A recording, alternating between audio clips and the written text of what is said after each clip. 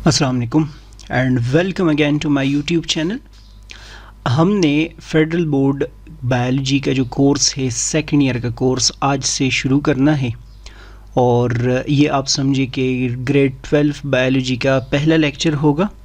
Digestive system of man के हवाले से हमने डिस्कशन करनी है। चैप्टर का हेडिंग जो है वो एग्जैक्ट यही हेडिंग है। दूसरे अल्फाज में हमने इस चैप्टर के अंदर डिस्कस करना है कि डाइजेशन प्रोसेस कैसे अकर होता है ह्यूमन के बॉडी में। चैप्टर काफ़ी आसान है लेकिन इसके अंदर बहुत सारा स्टफ़ है। लाइक इंट्रोडक्शन अगर आप लोग इस चैप्टर का देखते हैं और सुनते हैं तो अपेरेंटली आपको ये इंतहाई आसान लगेगा, क्योंकि वैसे भी आप लोग 9th क्लास में तो डाइजेशन पढ़ चुके हैं, लेकिन अंदर इसके स्टफ़ बहुत ज़्यादा है याद करने वाला। मीन के आप लोगों को समझ भी आ जाए और फिर याद भी हो जाए तो फिर काम बढ़ जाता है। मुश्किल नहीं है, एंट्री टेस्ट में भी है और स्पेशली जो MDCAT 2025 का सिलेबस है उसमें ये चैप्टर पूरे का पूरा डिटेल में दिया गया है। इसका मतलब MDCAT वालों ने भी ये चैप्टर प्रिपेयर करना है। सो कोशिश कर ले इसको आप लोग और से सुन ले, नोट्स वगैरह अपने साथ बनाते जाए। जो मसला है वो मेरे साथ आप लोग डिस्कस कर सकते हैं। सबसे पहले मैंने आप लोगों को बुक के कंटेंट्स यहाँ पर दिखाए हैं, जस्ट आप लोगों को पता चले कि हमने पढ़ना क्या है। और इसके अंदर जो हमारा चैप्टर नंबर 1 है ये आप लोग देख रहे हैं, डाइजेस्टिव सिस्टम ऑफ मैन है, ये हमने शुरू करना है। तकरीबन आप लोग बोल सकते हैं कि ये कितने पेजेस का बनता है। 7 से शुरू हो रहा है 27 पे, तो पता नहीं 20 पेजेस समथिंग है, जो भी है मुझे नहीं पता इसका। इतने पेजेस का ये हमारा चैप्टर होगा। इसको हमने शुरू करना है, देखना है इसमें क्या है, कैसे है and so on.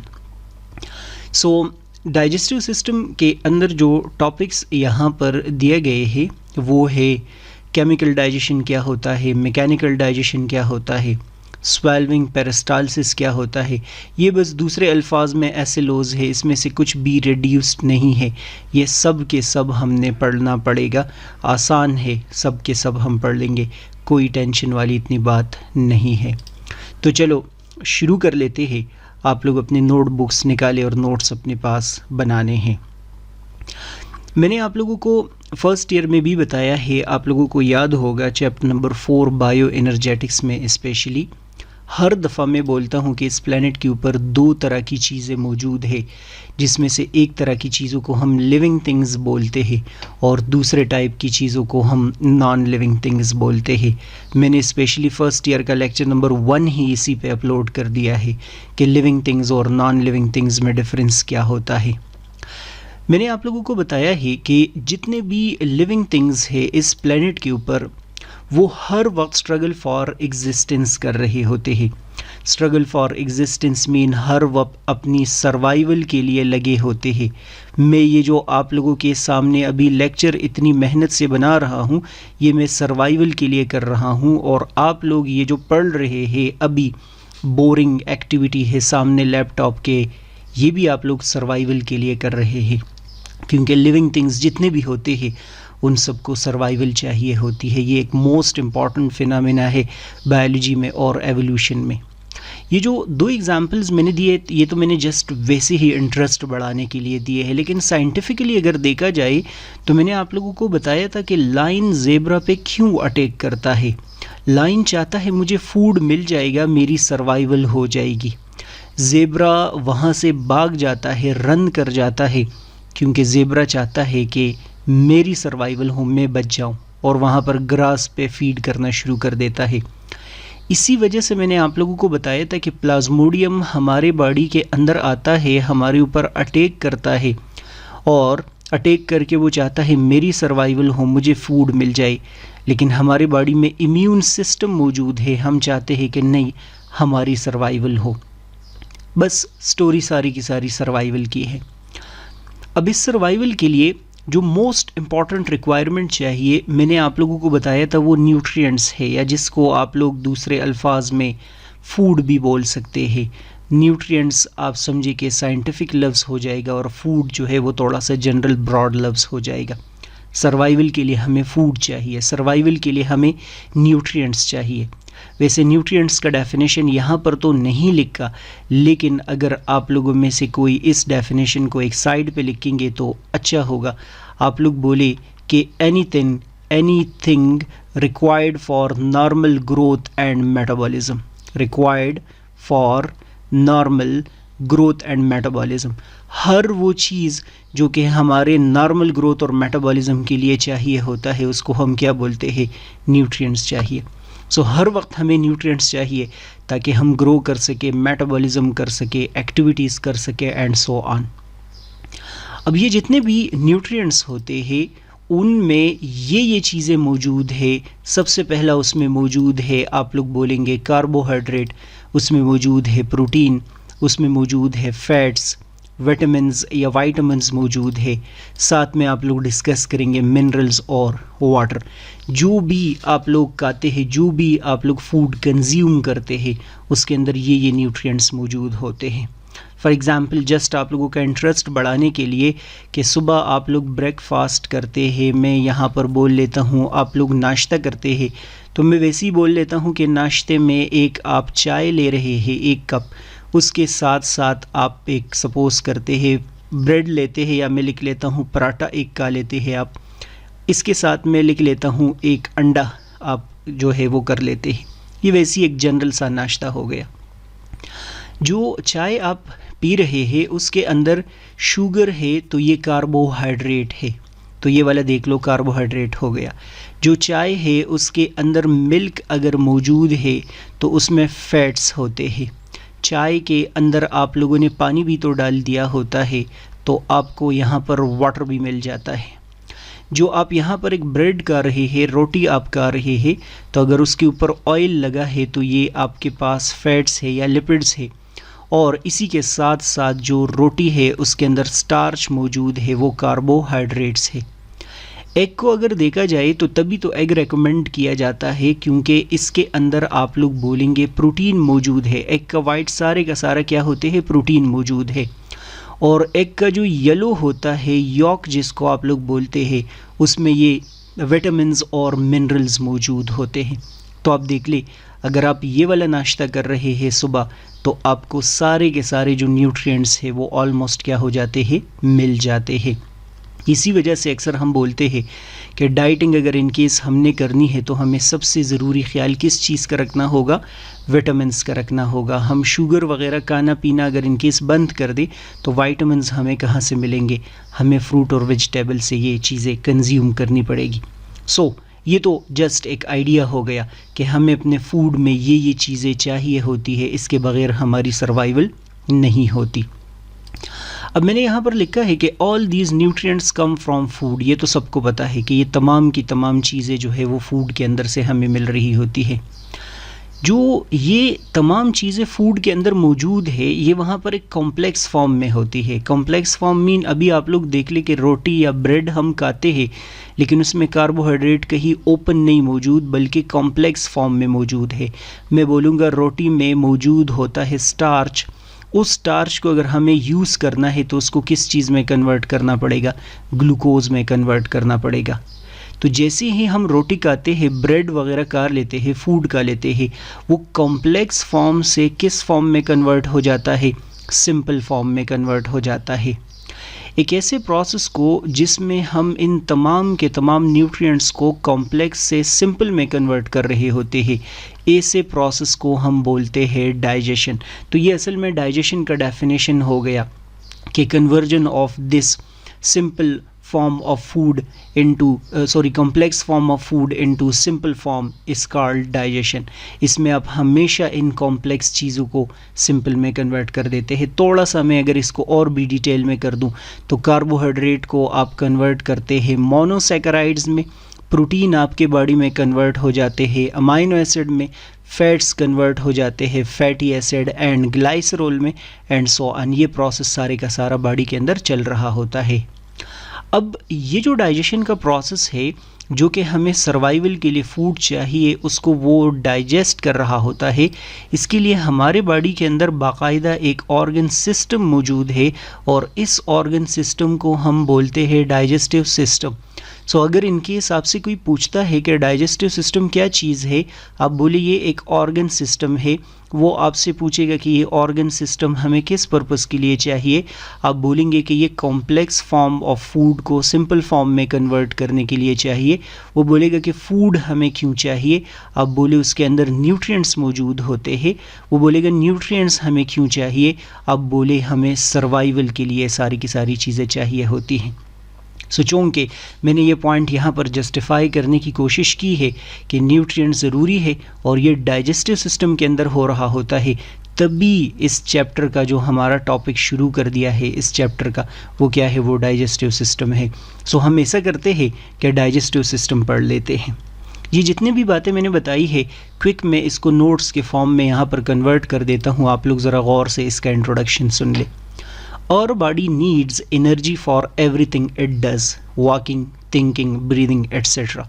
Whatever the activity is, मैं लिख रहा हूँ इसके लिए एनर्जी चाहिए, बोल रहा हूँ, सोच रहा हूँ, देख रहा हूँ, every activity you need to remember, उसको एनर्जी चाहिए होती है। We get this energy by breaking down food, carbohydrate, protein, fats into small parts so that our body can use these. आप लोग देख ले, कार्बोहाइड्रेट, प्रोटीन, फैट्स वगैरह मैं का तो लेता हूँ, लेकिन उसके अंदर से एनर्जी अगर रिलीज़ करनी है तो उसको क्या करना पड़ेगा, उसका ब्रेक डाउन करना पड़ेगा। दूसरे अल्फाज में कॉम्प्लेक्स से उसको सिंपल फॉर्म में कन्वर्ट करना पड़ेगा। A process through which these complex molecules are broken into simple and small molecules is called digestion। ये वो जो मैंने वहाँ पर एक पॉइंट लिखा था कि फूड को हम कॉम्प्लेक्स फॉर्म से किस में कन्वर्ट कर रहे होते हैं, सिंपल फॉर्म में कन्वर्ट कर रहे होते हैं। इस प्रोसेस को हम क्या नाम देते हैं, इसको हम डाइजेशन बोलते हैं। सो ये डाइजेशन का एक शॉर्ट फॉर्म हो गया कि ये एक ऐसा प्रोसेस है जिसमें आप कॉम्प्लेक्स मॉलिक्यूल को, कॉम्प्लेक्स सब्सटेंसेस को सिंपल एंड स्मॉल सब्सटेंसेस में कन्वर्ट करते हैं। इसको हम क्या बोलते हैं, डाइजेशन। मैंने वहाँ पर क्या बोला कि ये डाइजेशन कहाँ होता है, this process is carried out in an organ system called digestive system.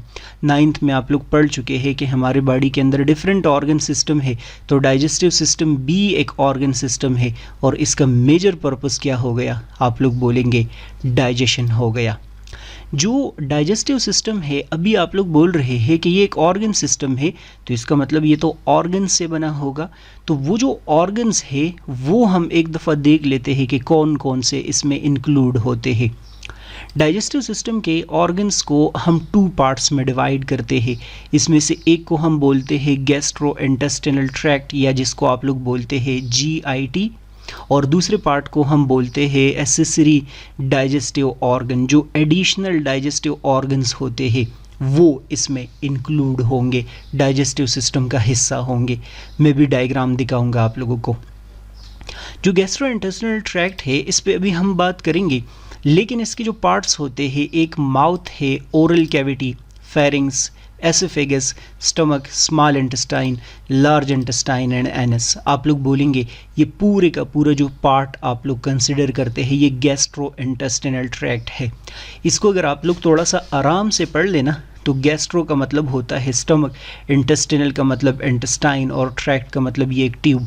सो आप समझे कि ये यहाँ पर माउथ से एक ट्यूब शुरू हो रहा है और यहाँ पर एनस पे ये ट्यूब ख़त्म हो रहा है। इसी वजह से फर्स्ट ईयर में एनिमेलिया में मैं आप लोगों को बताता था कि ये ट्यूब लाइक डाइजेस्टिव सिस्टम है, कंप्लीट डाइजेस्टिव सिस्टम हम इसको बोलते हैं, कि माउथ से शुरू होता है और एनस पे ख़त्म होता है। बीच में आप लोग बोलेंगे स्टमक और स्मॉल इंटेस्टाइन इसमें या लार्ज इंटेस्टाइन इसमें आ रहे होते हैं। लेकिन इस ट्यूब के रास्ते में ये जो पूरे का पूरा ट्यूब लाइक स्ट्रक्चर है ना, फूड इधर से एंटर होगा, डाइजेस्ट होके एब्जॉर्ब होके फिर यहाँ से आप लोग बोलेंगे एक्सक्रीट होगा।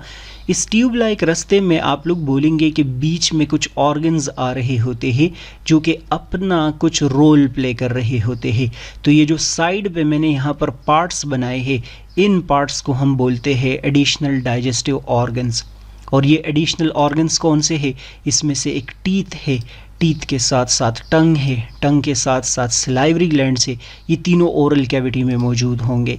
लिवर है हमारे बॉडी में, गॉल ब्लैडर होता है हमारे बॉडी में, और पैंक्रियास।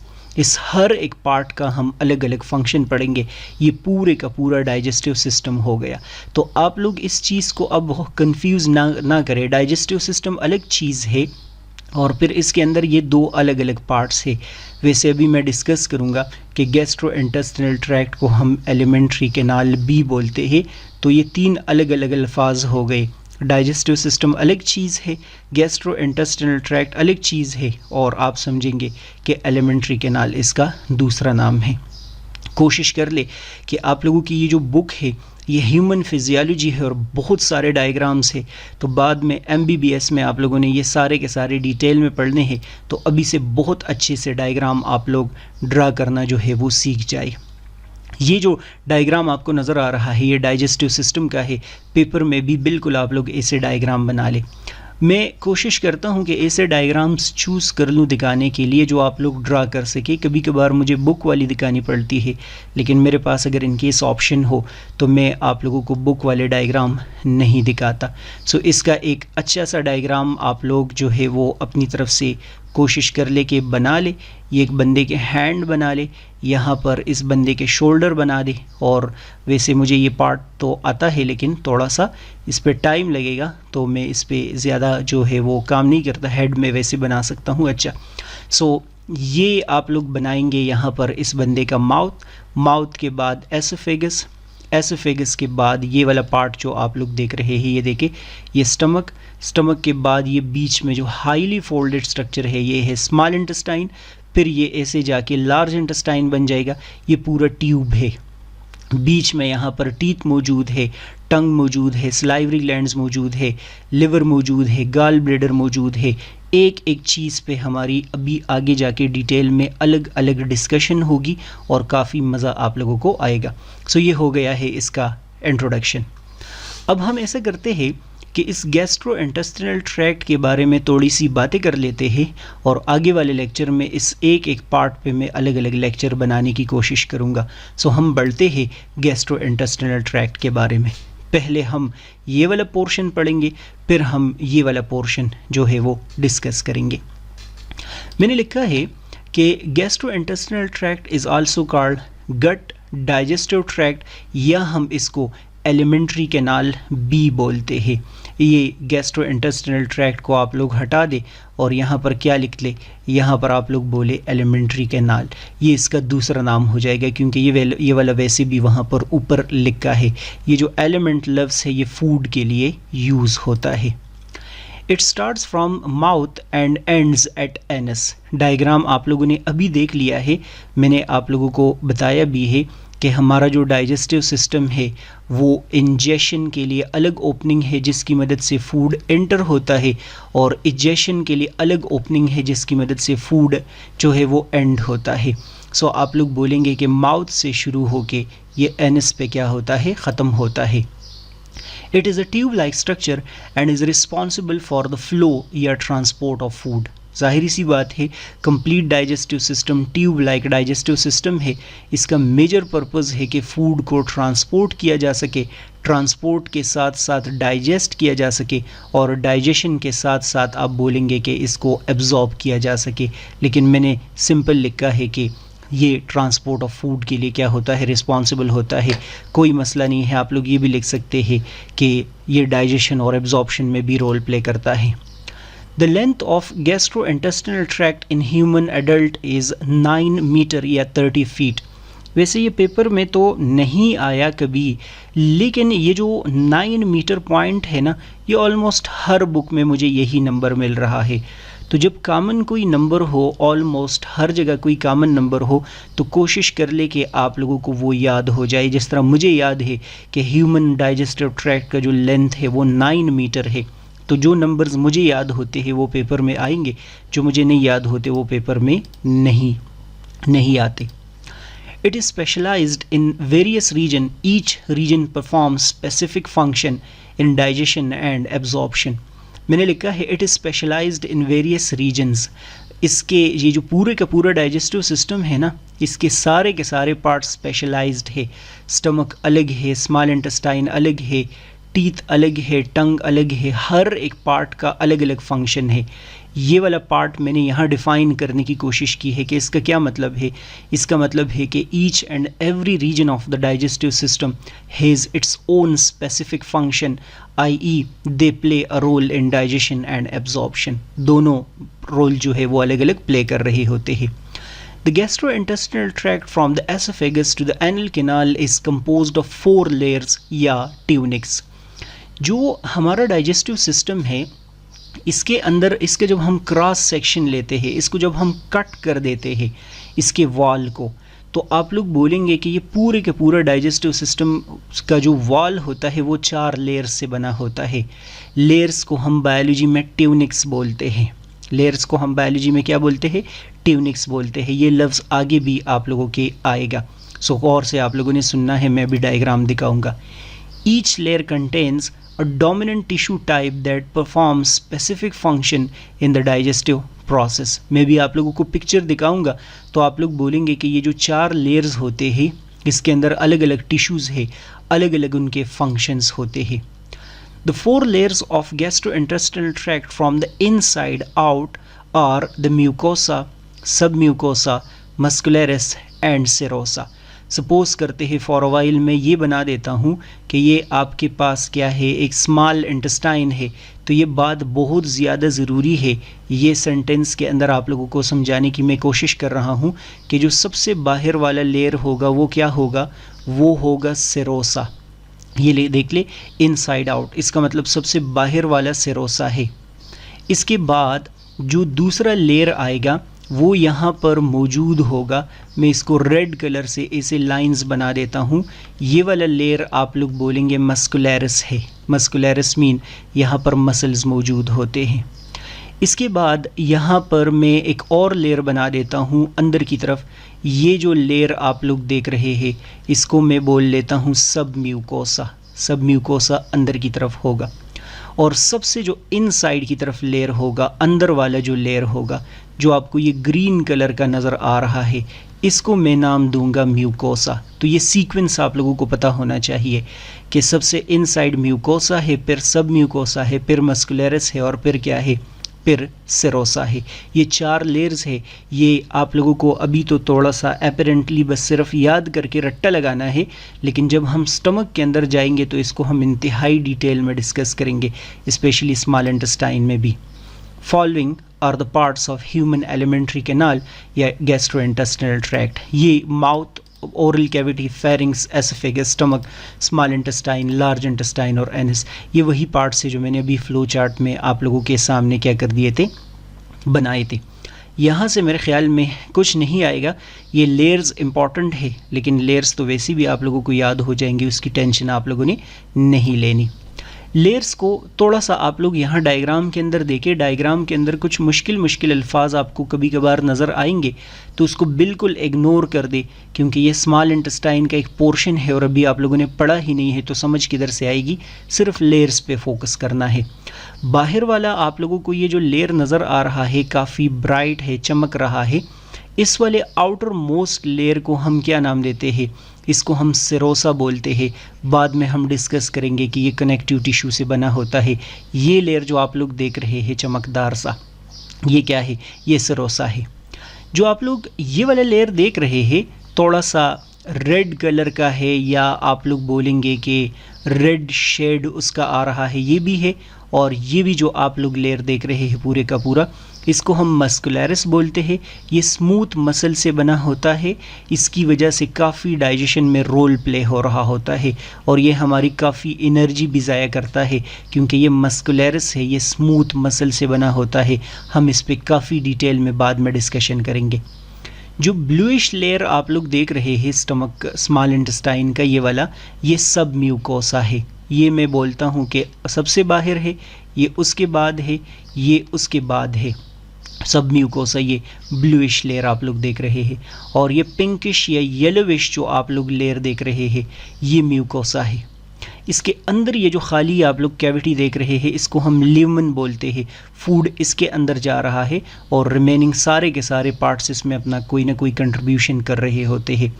इसके अंदर अगर आप लोग ये छोटे छोटे पॉइंट्स देखेंगे ना, तो फ़िलहाल मैं ये एक्सप्लेन नहीं करने वाला, क्योंकि फिर ये मुझे अलग अलग चीज़ें जो है वो डिस्कस करनी पड़ेंगी। सो ये साथ साथ जो है वो आएंगी, इसकी टेंशन आप लोग ना लें। हाँ, अगर आप लोग बोलते हैं कि ये डायग्राम हमें नहीं आता तो फिर ये वाला डायग्राम बना दे। ये क्रॉस सेक्शन लिया है, ये समझो कि स्मॉल इंटेस्टाइन का वॉल है और उसका हमने क्रॉस सेक्शन लिया है। ये जो आप लोग लाइट कलर का लेयर देख रहे हैं सबसे बाहर वाला, ये कौन सा है? ये सेरोसा है। ये जो आप लोग लेयर देख रहे हैं ये मस्कुलरिस है, ये मसल से बना होता है। ये जो आप लोग छोटा सा लेयर देख रहे हैं ये सब म्यूकोसा है। और जो आप लोग ये थिक लेयर देख रहे हैं इनसाइड की तरफ, ये म्यूकोसा है। जो ये खाली स्पेस है ये आप बोलेंगे ल्यूमन है। ये ल्यूमन आपको नज़र आ रहा है, इसके अंदर फूड होगा और फूड को क्या किया जाएगा? डाइजेस्ट किया जाएगा। जो डिटेल्स आप लोगों की बुक में सिर्फ़ और सिर्फ इंट्रोडक्शन की दी है वो मैंने आप लोगों को समझाने की यहाँ पर कोशिश की है। जितनी भी चीज़ें हैं उसमें मसला है तो वो मुझे बताएंगे।